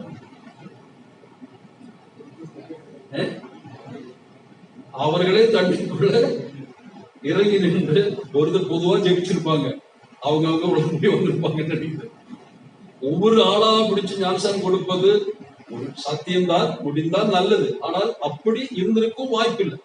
அப்போ நான் சொன்னது அந்த விஷயம் அல்ல. அநேக ஆயிரங்கள் அந்த காலத்துல ஆண்டவராகிய இயேசு கிறிஸ்துவுடைய சுவிசேஷத்தினாலே தொடப்பட்டு ஈர்க்கப்பட்டு ஆண்டவருக்காக நிருபங்களாக வைராக்கியமான சாட்சிகளாய் மாறினார். அவர்கள் ஆண்டவருக்காக ஞானஸ்நானம் பெற்றார்கள். ஆனால் ஞானஸ்நானம் பெற்றவர்கள் எல்லாரும் ஆண்டவருக்காக வாழ ஆரம்பித்த பொழுது அநேக இரத்த சாட்சிகளாய் மரித்து போனார். 1000 பேர் ஞானஸ்நானம் எடுக்கிறாங்க, அவங்க யுத்தத்துக்கு போறாங்க, அவங்க கொல்லப்படுறாங்க. அவங்களுடைய ஸ்தானத்துல அந்த 1000 இரத்த சாட்சிகளுடைய இடத்தை நிரப்புவதற்காக இதோ வேறொரு 1000 பேர் ஞானஸ்நான தொட்டியில் இருக்கிறாங்க. எதற்கு தெரியுமா?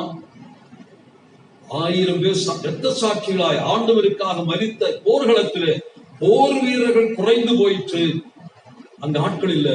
அதனால நாங்கள் யுத்தத்துக்கு போக போகிறோம்.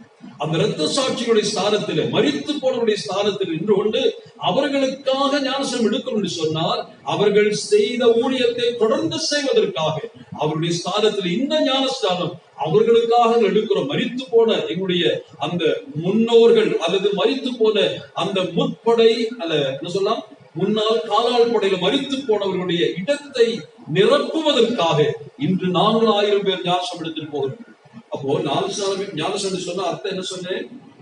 To become a soldier for கிறிஸ்துவுக்கு இரத்த சாட்சியாய் மரிக்கிற போர் வீரனாய் மாறும். காரணம், இது சாக்ரமெண்ட் என்று சொன்ன ஞாபகம் இருக்கா? சாக்ரமெண்ட் சொன்னா அனுஷ்டானம் சொன்னா, ஆர்டினன்ஸ் சொன்னா சாக்ரமெண்ட் சொன்ன எத்தனை சாக்ரமெண்ட் நமக்கு உண்டு? ஆர்டினன்சஸ் 2. கத்தோலிக்க சபைக்கு 7. ஓகே, அப்ப மனசுல பதிச்சு. இப்போ சாக்ரமெண்ட் என்று சொன்ன வார்த்தை நான் சொல்றது கேளுங்க. அதாவது அந்த காலத்துல ரோம போர் வீரர்களை பயிற்சிக்காக தேர்வு, இன்னைக்கு அக்கினி பத்தினெல்லாம் வந்துருச்சுல, அதே போல வாலிப பிள்ளைகள் அவருடைய 20 வயது 25 அந்த படிப்பை முடித்த பின்னாடி அவர்கள் கட்டாயமாக ராணுவ வீரர் சேனையில சேரணும். ராணுவ பயிற்சி எடுக்கும். 3 வருஷங்கள் அவர்களுக்கு ராணுவ பயிற்சி. அந்த ராணுவ பயிற்சி எடுத்த பின்னாடி என்ன செய்வார்கள்? அவர்களுக்கு சீருடை வழங்கப்படும். சீருடை என்ன? யூனிஃபார்ம் கொடுக்கும். அப்ப பயிற்சி முடித்தவர்கள் எல்லாம் சீருடை அணிய வேண்டும். அந்த சீருடையை கொடுத்துருவாங்க. அதற்கு அப்புறமா இந்த சீருடையை அவர்கள் அணிந்து அந்த ராயனுக்கு முன்னாடி அல்லது நீரோ அல்லது சக்கரவர்த்தி முன்னதாக அணிவகுத்து வருவார். அணிவகுப்பு அப்படி பார்த்துட்டீங்களா? மார்ச் பாஸ்ட் சொல்றோம் இல்லையா? எப்போ முதல் அணிவகுப்பு அவங்க எப்படி வரணும்? எதை போட்டு வரணும்? சீருடையை அணிந்து வரும். இது முதலாவது கொடுக்க பயிற்சி முடிந்த உடனே அவர்களுக்கு சீருடை வழங்க பெற்றது. ஆனா இன்னும் அவங்க சரியா அணிந்திருக்க மாட்டாங்க. அணிந்தார்கள். அணிந்து முதலாக அணிந்த அந்த போர் எங்க வரணும்? அந்த மார்ச் பாஸ்ட்ல ப்ரொசஸ்ல பங்கெடுக்கும். அந்த ராணுவ பயிற்சியை பெற்றவர்கள் அந்த ராயனாலே அது சக்கரவர்த்தியினாலே கொடுக்கப்பட்ட சீருடை அணிந்து வந்து அப்படியே போகும் பொழுது திரும்பி என்ன செய்யணும்? சல்யூட் கொடுக்கணும் இல்லையா? சல்யூட் கொடுக்கும் பொழுது அவர் எடுக்கக்கூடிய பிரதிக்கு என்ன தெரியுமா? என்ன பிரதிக்கு எடுப்பாங்க தெரியுமா? இந்த சீருடைக்காக எங்களுடைய ரத்தம் சிந்தத்தையா. இந்த சீருடை ராயனுடைய கைகளாலே சக்கரவர்த்தியால் கொடுக்கப்பெற்று எதற்காக கொடுக்கப்பட்டிருக்கிறது? இந்த சீருடைக்கு ஏற்ற ஒரு வாழ்க்கை வாழணும். இது யாருடைய சீருடை? ரோம சாம்ராஜ்ய சக்கரவர்த்தி தன்னுடைய போர் வீரர்கள் அணிவதற்காக, தனக்காக நாட்டை காப்பதற்கு ரத்தம் சிந்தக்கூடிய தயாராயிருக்கக்கூடிய போர் வீரர்களுக்கு கொடுத்த சீருடை. அதை அணிந்து வரும் பொழுது என்ன சொல்வார்கள் தெரியுமா? ராஜாவே, இந்த சீருடை தந்தவரே, இந்த சீருடையில் நாங்கள் இருக்கும் அளவும் இந்த நாட்டுக்காக நாங்கள் எதையும் செய்ய தயாராகிறோம். உயிரை கூட இந்த நாட்டுக்காக நாங்கள் கொடுக்கிறோம். இதுதான் ஒரு சாக்ரமெண்ட் தான் செய்வாங்க. ஒரு சடங்காக செய்கிற வழக்கம். அப்ப சாக்ரமெண்ட்ல இந்த பேப்டிசம் இருப்பதனால நான் சொல்லுகிறேன், நீங்கள் ஞானஸ்நானம் எடுக்கும் பொழுது ஒரு ராணுவ வீரனாக வீராங்கனையாக ரிக்ரூட்மெண்ட் பெறீங்க. அதான் பவுல் என்ன சொல்றாரு? 2 தீமோத்தேயு 2ஆம் அதிகாரம் 2ஆம் வசனத்துல என்ன வாசிக்கிறோம்? ஞாபகம் இருக்கா? கடந்த வாரத்துல ஞாயிற்றுக்கிழமை சாயங்காலம் நினைக்கிறேன் என்ன சொன்னாரு? 2, 3, 4 வசனம் வாசிக்கிறோம். 2 தீமோத்தேயு 2, 3, 4 வசனம். 3, 4.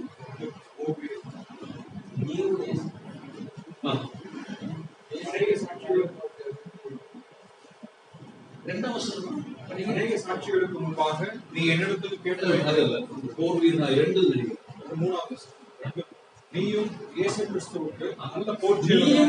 கிறிஸ்துவுக்கு நல்ல போர் வீரனாக, நல்ல போர் வீராங்கனையாக தீங்கு அனுபவி. endure hardship by becoming a good soldier for Christ. அப்ப என்ன அர்த்தம்? உங்களுக்கு என்ன கொடுக்கப்படுகிறது? அந்த ஞானசா தொட்டியில என்ன கொடுக்கப்படுது? கண்ணுக்கு தெரியாத ஒரு சீருடை கொடுக்க. அதன் மேல வரும்பொழுது அந்த சீருடை அணிஞ்சுதான் வரும். என்ன சீருடை? வாசிக்கலாமா? வாசிக்கலாம். கலாத்தியர் 3:20. கலாத்தியர் 3:20. அந்த சீருடை என்ன என்று பாருங்க.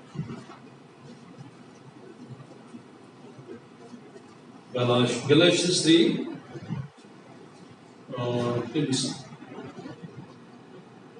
Galatians 3:20. ஏனெனில் உங்களில் கிறிஸ்துவுக்குள்ளாக ஞானஸ்நானம் பெற்றவர்கள் எத்தனை பேர்களோ அத்தனை பேர்களும் கிறிஸ்துவை தரித்திருக்கிறீர்கள். இயேசு கிறிஸ்துவுக்குள்ளாகும் ஞானஸ்நானம் என்று சொன்னால் the baptism that makes you identify with Christ. கிறிஸ்துவோடு உங்களை ഏകീഭവിപ്പിക്കുന്ന അല്ലെങ്കിൽ ക്രിസ്തുവോട് കൂടെ നമ്മളെ ഐഡന്റിഫൈ பண்ணுகிறது. When you take baptism, you make a pledge and you say or publicly say, I am in relationship with Christ. நான் கிறிஸ்துவோடு கூட ஐடென்டிஃபை பண்ணப்பட்டிருக்கிறேன். இனி கிறிஸ்துவின் நாமத்தால் நான் அறியப்பட போறேன். என்ன கொடுக்கப்பட்டல போ யூனிஃபார்ம் கிடைச்சதா? ஞானஸ்நானத்துல எந்த யூனிஃபார்ம்? தரித்த வஸ்திரம் இது. கிரைஸ்ட் himself, கிறிஸ்துவை தரிக்கிறோம். அப்ப என்ன அர்த்தம்? ஞானஸ்நானம் முடிஞ்சு வெளியே வரும் பொழுது நீங்க எந்த சீருடையில வருவீங்க? அடையாளம் தெரியாது. அடையாளம் தெரியுமா? திடீர்னு பார்த்தா ஒரு சோல்ஜருடைய வேஷத்துல வர்றீங்க. என்ன சொல்ற? கிறிஸ்துவை தரித்தவர்களாக. You are completely covered by the identity marks of Christ. கிறிஸ்து இப்பொழுது தரிக்கப்பட்டிருக்கிறார். உங்களை தரித்த வஸ்திரம் கிறிஸ்து. யூனிஃபார்ம் என்ன? இந்த வஸ்திரம் தரிச்சுதான் யுத்தத்துக்கு போகணும். அப்ப யாரை பார்க்க முடியும்? உங்க வஸ்திரத்தை பார்ப்பாங்களா? இப்ப பள்ளிக்கூடம் 3 வயசுல பள்ளிக்கூடத்துக்கு போறோம். எந்த பள்ளிக்கூடம் சேர்த்துறாங்கன்னா பாப்பா அந்த பள்ளிக்கூடத்துல என்ன இருக்கு? யூனிஃபார்ம் இருக்கு இல்லையா? அது வரைக்கும் பக்கத்து வீட்டுல ராமசாமி பிள்ளை கிருஷ்ணசாமி பிள்ளைன்னு சொன்னாலு இப்ப 3வது வயசுல அவன் பள்ளிக்கூடத்துக்கு போறான். எப்படி போவான்? ஒரு டை ஒரு ஷூ இதெல்லாம் போட்டு போகும்பொழுது என்ன சொல்லுவாங்க? யார் இந்த பொண்ணு? உடனே சொல்லுவாங்க, அதான் இந்த நிர்மல மாதா பள்ளிக்கூடத்துல படிக்கிறோம். ஏன்? Because she is wearing the uniform given by that school. அப்போ you are known by that school. ஒரு செவிலி நர்ஸ் என்ன போட்டு இருக்கு? அது ஒரு யூனிஃபார்ம் இருக்கு. எப்படி நீங்க சொல்லுவீங்க? நர்ஸ். பேர்ல சொல்லுவேன் நர்ஸ். என்ன காரணம்? யூனிஃபார்ம். ஒரு போலீஸ் ஏன் சொல்றீங்க போலீஸ்னு? யூனிஃபார்ம். அதை போல நீங்கள் கிறிஸ்தவன் என்று சொல்றதுக்கு என்ன காரணம்? நீங்க அணிந்திருக்கக்கூடிய கிறிஸ்துவாகிய என்ன அர்த்தம்? தலை முதல் பாதம் வரை கிறிஸ்துவால் தரிக்கப்பட்டு சொன்னால், first of all, you have been identified with Christ. Second, you are known by Christ, and you are known by the characters of Christ. கிறிஸ்து வெளிப்பட வேண்டும். இனி நீங்கள் அல்ல, நான் அல்ல, கிறிஸ்து வெளிப்படும். ஃபைட்டுக்கு போறீங்க, சீருடை போடுவீங்களா? கிறிஸ்து என்னும் சீருடையோட போகும். அதுக்கு அர்த்தம் என்ன? அதுக்காகத்தான் ஞானம். அப்போ மூச்சிருக்கிறவரை இயேசு கிறிஸ்துவுக்காக வாழ்வே. So this is a commitment. பாட்டு 2 பாட்டை பாடினீங்க இல்லையா? முதல் பாட்டு பாடின ஞாபகம் இருக்கா? என்ன பாட்டு பாடணும்? 2 பாட்டு ஃபர்ஸ்ட் பாடினீங்க. அர்ப்பணித்தேன் என்னை முற்றிலுமாய். அடுத்த பாட்டு அதுல என்ன வந்துச்சு? ஞாபகம் இருக்கா? அதுல என்ன இருக்கு? கடைசி லைன்ல என்ன வந்துருச்சு? என்னை இன்றே ஏற்றுக்கொள்ளும் என் இயேசுவே. அந்த லைன் எப்படி?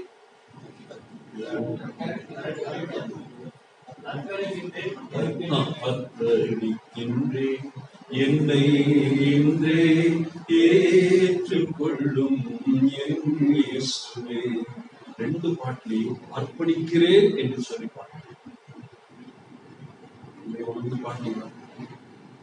உணர்ந்து பாடினீங்களா? இன்னைக்கு அர்ப்பணிக்கலாமா? இது ஒரு கமிட்மெண்ட். விளையாட்டான காரியம் அல்ல என்று சொன்னேன். Be true and faithful to the Lord. Don't try to fool yourself. Don't try to cheat yourself. Don't try to deceive. Be faithful in your commitment. உங்களுடைய அர்ப்பணிப்பில் உண்மையும் ரட்சிக்கப்படுவதையும் மக்களுக்காக மக்கள் பேசுகிறோம். ஞானஸ்நானம் என்பது இயேசு கிறிஸ்துவுடைய 2 ஆர்டினன்ஸ். ஞானஸ்நானமும் அப்பம் இருக்கு. அப்போ ஞானஸ்நானம் எடுத்தவர்கள் இங்க போகணும். அடுத்த கட்டணம் அப்பம் இருக்கும். அந்த கட்டணம் அது நம்ம அடுத்த முறை சிந்திக்கலாம். சரியா? ஜெபிக்கலாம். யாராக ஜெபிச்சு